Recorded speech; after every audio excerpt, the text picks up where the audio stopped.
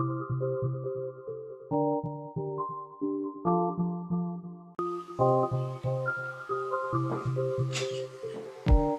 we should go and cop a blunt though. We should really kick it back, girl. I ain't really tryna front though. I just What's good? I'm Tyler Farnes. I'm the illest in the village. You're rocking with AC, so TrapHouse. We got Tyler Farnes here, A60 TrapHouse TV, TrapHouse. I guess I'm gonna start with you got a new album coming out soon, so tell the people what you got coming and what's going on with that. Oh, word. I can't really say much about it at the moment because all that special announcement stuff's coming soon. What I can tell you is the album. I can tell you it's coming out in November. November is a very special month for this album to come out in. It's gonna be around 13 to 14 tracks. You're gonna see some big Connecticut names on there, and it's gonna be lit. That's all I can really spill to the moment. I guess the next thing I want to know is you have who do you have coming? Who do you have on the mixtape? Or can you not get that type of information? I can tell you.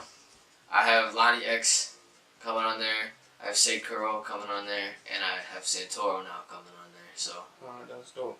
That's dope. And what's the name of the album gonna be? I cannot tell you that. Cannot tell me that right now. Alright, I respect that. I can't tell you. Alright, so I guess what I want to get into is before we even get into anything, I guess I'm gonna just let people know, or we could let people know, kind of how we stumbled into you. So basically, one day we were online, right? We were looking for artists and stuff like that, and you sent us a message and you told us that to check out your music. You were humble about it. I just remember looking and I was thinking in my head like, damn, who is this kid right here? This little white kid sent us some music, whatever. I checked it out and it was dope. So you've been putting out bangers ever since then. You were putting out bangers before then. I don't want to take nothing from you, but personally, do you feel like well, matter of fact, I'm gonna say we kind of feel like you being dick rided a lot, kind of since we've been pushing you. But you don't have to say that because you're supposed to be getting that type of love. No, I definitely feel like that. You feel like you're getting a lot of attention, so it is what it is. But alright. So as far as that, what's that been like since you've been getting a little bit more attention with your music and everything that's going on? Man, I was talking about this last night with Megan, my manager. I was talking about like it's just crazy how in like the past just couple months, stuff's been picking up. You know, the plays are bumping up every single day. I have more people in my DMs sending me beats, asking me to work with them, come to a studio. You know, I have kids hitting me up out of nowhere saying, "Hey, you don't know me, but like I've been going through a rough time, and I listened to your last mixtape, and that's made all the difference, and it helped me go through that." Mm-hmm. And being 16 years old is like a lot to take in. It really is. It's like I never thought that I would have this impact on a bunch of other people around me, like at this point right now. And it's just crazy because it's all happening so fast at the same time. So it's nuts. It really is. That's what's up. Alright, and I guess the next thing I probably wanted to touch on is the Volume 2 thing. When we did the Volume 2 record, just so people could know what's going on. Yes. I told you to send us a rap record. Yes. And since then, you dropped like 4 or 5 R&B smashes. Yes. So just to let you know that we apologize, we slept on you for that. No, it's all good. I don't know good. what I was thinking. No, Volume 2. I told you to send us a rap record. Volume 2, they needed to hear the bars. Yeah, of course. But then you drop Harvard on, and I'm like, what the fuck? But alright, that's what's up, man. Alright, so I guess the next thing is you got your album coming out. So obviously you're working with pretty much everybody that you want to work with right now, right, to get that project done. What else you got going on right now besides just your project? You doing any features? Anything else? Any visuals coming, or what's going on? I should be dropping the first music video in a couple weeks. I'll tell you about that later. First music video coming out in a couple weeks. I have a couple shows planned out. I'm putting this out in the air. It's nothing confirmed yet. I might be opening up for Amine at Toad's Place October 20th. So that's a possibility. Not anything confirmed yet. I'll definitely be having my own show sometime in November, when the album drops. I don't know if it's going to be the weekend of or the weekend after. I still have to figure out that with the venue, but I'll definitely be having a show for the album. I might be going to some other shows in December, And for all I know, I actually might be going down. My boy Jake Villain, he's having a show down in North Carolina next month. So I might be heading down to North Carolina to do a set. That's dope. That's dope. All right, so I hear you got Harvard playing in the background right now. So Yes. I guess I'm gonna ask you. Yes. When you make your songs, how do you decipher if you're gonna go on and make a rap record, or if you're gonna go on and make a poppy record, or if you're gonna go on and make a real soulful R&B record? It's a basic ass answer. It just really depends on what I'm feeling. I could tell you the story behind the song that would make it a lot more clear.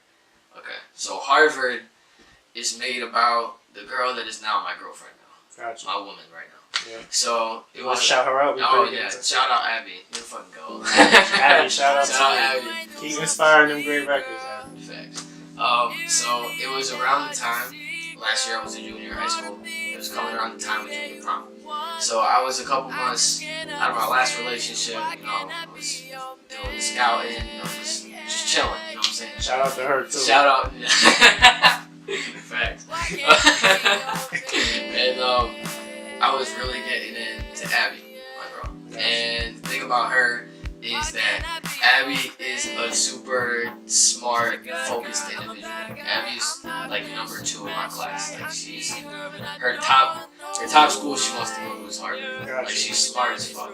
And to me, I was like, Jesus, like she's just like everything I would want in like a girl, like real shit. And all my friends in my friend group were like, it's not gonna work. Like she has priorities. She wants to go to school. She's trying to be a PA. You know, she's got real like goals. Like she's focused. You know, she's a super studious, quiet kind of person.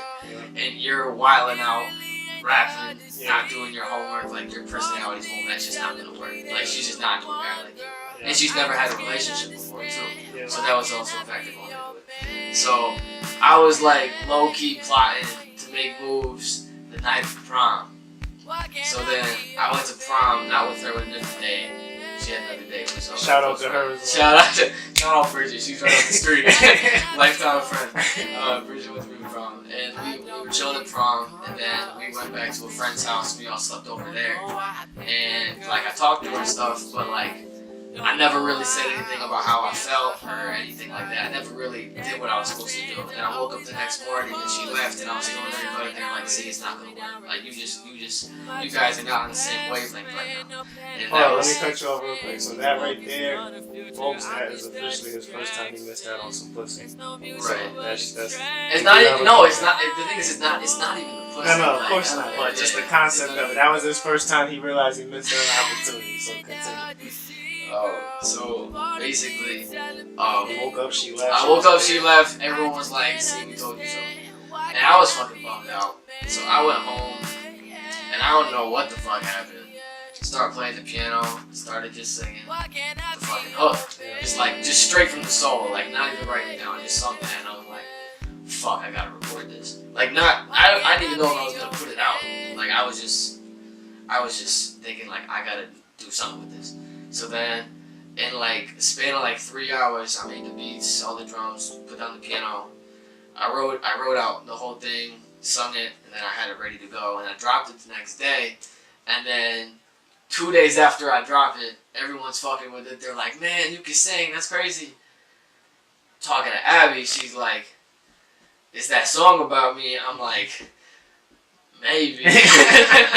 And like it just kind of like she just kind of caught the fact that it was about her, and then it just started popping from there. And I talked to her for a couple more weeks, about like a month and a half, and now we're together. So it's dope. Shout out to Abby, man. Keep inspiring that.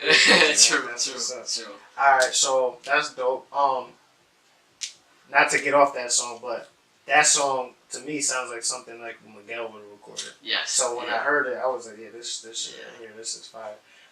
So you play an instrument too. You play the piano. I play the piano. I play the trumpet. I play the trombone.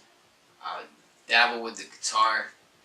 I'm trying to learn the saxophone, and I can do all the drums on whatever you use in a software program for music. I can lay down 808s, do the drums, all that kind of stuff. Alright, so your production and shit. If somebody wanted to get like a beat from you, how would they go about that? You're hard pressed to get a beat from California. And why is that? Is it you want a certain amount of money, or you just don't put in the time? No. I would never. I don't think I would ever charge anybody for a beat. Oh, I just feel like you should. I know people tell me all the time like I should do that, but I just feel like the way I produce a song, the way when I go into making a song, I just feel like the production is best tailored to have my ideas and my voice on it. So when I go into a song or like I'm just making a beat, like I always kind of have like the idea of like what am I gonna say over this, or like so I basically kind of tailor my production like so it's gonna be personally me, and I feel like the same way that I write lyrics down on some personal shit, it's kind of the same way with production. Like if I hear some like beautiful ass chord progression, I'm like I do not want to share this with anyone. Yeah. Like Got you. So it's more so in best interest of you as an artist. Right. That's why you got you. Right. I can respect that. All right. So the beats ain't for sale, people. So y'all know what it is. If you, I mean, one day, like if I'm chilling with someone or I'm showing them beats and like we're just like vibing on a different level, like I would definitely like let someone hop on a beat, but I'm not putting them out for sale or anything like that. Got you. All right. What else? I'm trying to think. What else you got going on?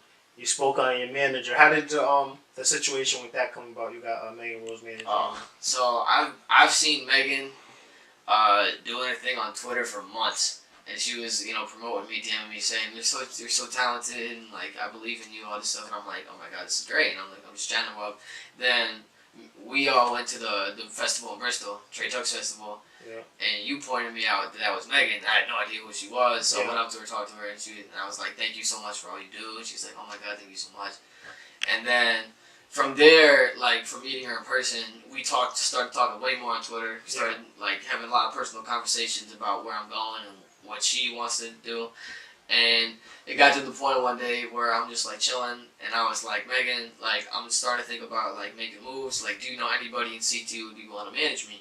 And she's like, honestly, I'll do it. And I was like, you got a lot on your plate right now. Like, you manage other artists. You're doing all this blog stuff. Like, are you sure you want to take out the time to manage me? And she's like, honestly, just, like, we have a vibe. Just as long as we're communicating, like, we're going to take over the world. You got the album coming out. You got new management.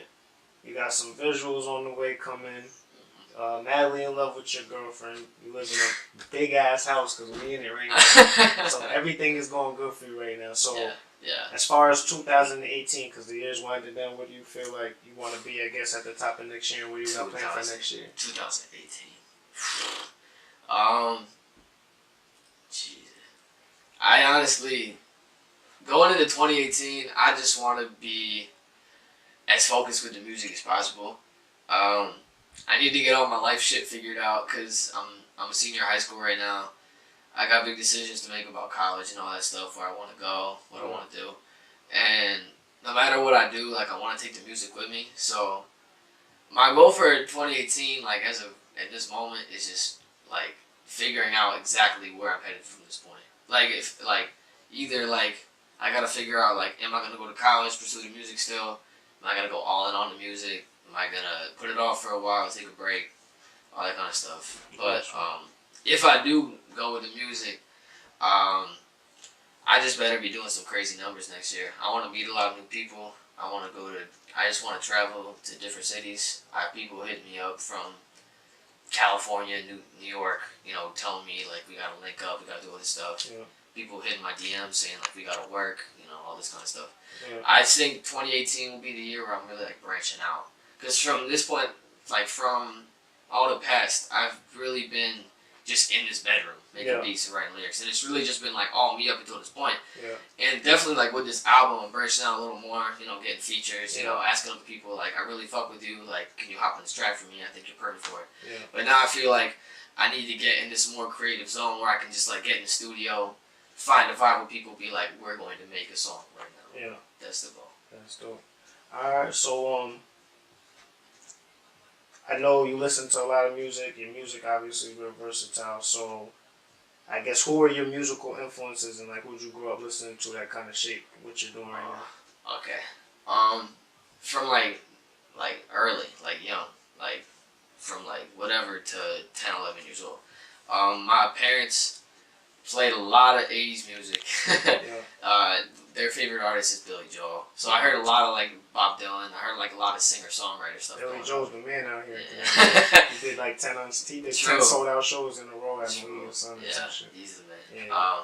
My mom had Michael Jackson Greatest Hits playing like every day in the car. Every day in the car, like no radio for like 2 straight years. Like after he died, like 2009, 2011, whatever. She was just playing Michael Jackson Greatest Hits in the car. So I was listening to that a lot. I know a lot of Michael's songs by heart. Mm-hmm. Around like 11 and 12, I caught the white boy bug and I started listening to a lot of Eminem because I was like, oh, that's his hip hop, man. That's cool. that's lyrical, you know. So like basically the only rap I was listening to from like when I was like 11, 12 years old was Eminem and whatever rappers were like had songs of were like the Call of Duty montages I was watching on YouTube. So like I wasn't like super versed in hip hop. Yeah. And then I was like around 12 years old. That's when I really started to like get into making the music. And the craziest shit is like I never had watched a BET Hip Hop Awards. I had never seen any of the ciphers or anything. Yeah. So I just like one day I was like, oh, the BET ciphers on. Like I gotta put on the award show. I turn on the TV. I'm like waiting, watching all these awards given out. People, I have no idea what the fuck they are. Yeah. And the Top Dog cipher comes on, and I see Top Dog being TDE, and I see Schoolboy Q, J Rock, I say Rashad, all them. Yeah. And then I hear so much like on like Twitter and all this stuff about Kendrick Lamar, and I'm like, what the fuck? This dude comes on TV spitting the hardest shit, and I'm like, I didn't know you could do that. Like I didn't know that was even possible, and I'm like, that dude is fucking crazy. And I was like, and like I don't know what it was, just like for some reason I just kind of felt like that hunger in him, and I was like, why the fuck can't I do that too? Yeah. So that's like when I saw Kendrick on TV, that's when like I really started like hopping on my shit. Gotcha. Yeah. So your first rap that you ever wrote, do you remember your first rap? Yeah. You want to spit it for the people? Or? I don't know it. I know the first couple bars. It was like I wrote this in like 5th grade. Yeah. I was doing like a writing like poetry project in like 5th grade, so I actually ended up writing like a whole book, like a little raps, like little tiny verses. So it was like 50% physical, 50% mental. That has nothing to do with my mental or dental, and like something like that. It was weird as fuck. So yo, when you first started recording, I guess what was like the first song, or maybe the first rap if it wasn't already recorded, that somebody let you know like, yeah, you dope, this shit. Let me know it's dope. That's a different story. Yeah. The first record I recorded was called Rise. Mm-hmm. That shit was like I put 2 GarageBand loops on top of each other and I rapped over it. Yeah. And then I put it on SoundCloud. That was like back in like 2012 though.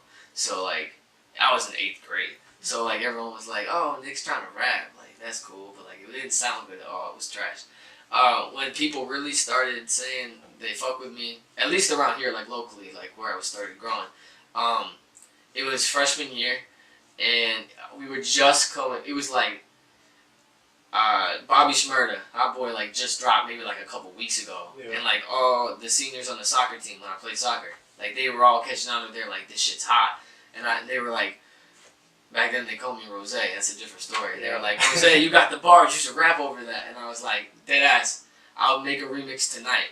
And they were like, do it. And so I literally went home, just put down my stuff, went straight to the computer, put on the beat. I just like wrote it. So I had like a 3-minute verse to Bobby Shmurda's, and I put it out on Twitter and everything. I was like, Nicki Rose, Hot Boy remix, and everyone was like, what the fuck? And that shit got maybe like, it got almost like 1,000 plays in a night. Because it was like one of those things where like, out of the fucking woodwork, this kid's coming, You were Slim Jesus. I was Slim Jesus before Slim Jesus.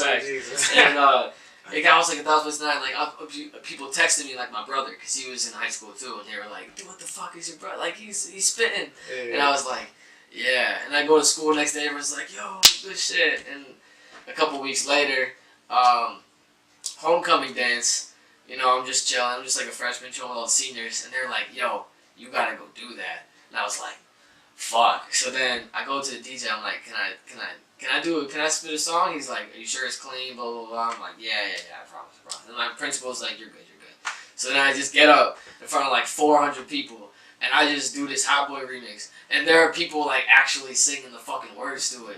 And the last 4 bars, that was like right when Ray Rice did that whole scandal thing with Punch His Girl. Yeah. So I had this line where it was about to hit you hard like the Ray Rice scandal, and literally that whole fucking room shouted it. Yeah. And I was like, Jesus Christ, Yeah. like, Yeah. did people actually fuck with this? Yeah. I was like, damn. Alright, definitely.